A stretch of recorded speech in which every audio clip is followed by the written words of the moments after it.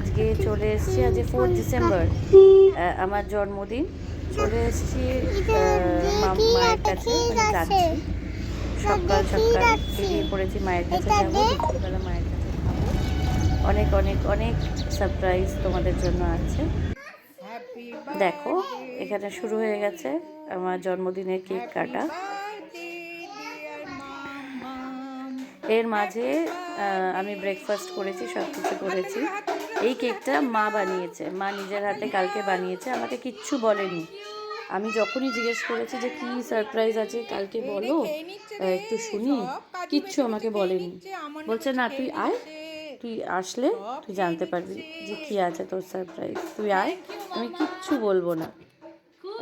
কি আমি বললাম যে বলো কি মেনুতে আছে, সেগুলোতে একটু শুনি, এখন থেকে একটু লালাঝোলাগুলো একটুখানি পড়বে বলে কথা।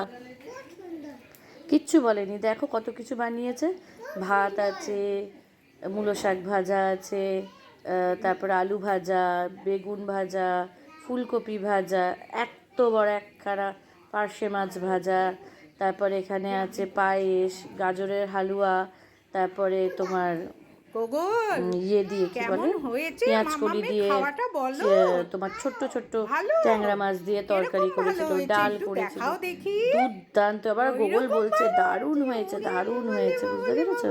তার মানে কতটা দারুণ হয়েছে, এত সুন্দর টেস্ট হচ্ছে, আমারও ভীষণ ভালো লেগেছে। আর পায়েসটা ছিল জাস্ট অসম। মায়ের হাতের পায়েস মানে মন ভরে খেতে হয়, ঠিক আছে? একটা ফোঁটাও আমি ছাড়িনি, এত ভালো লেগেছে। মানে মায়ের হাতে পায়েস খাওয়ার জন্য শীতকালে বসে থাকি। তোমাদের কেমন লাগলো জানিও।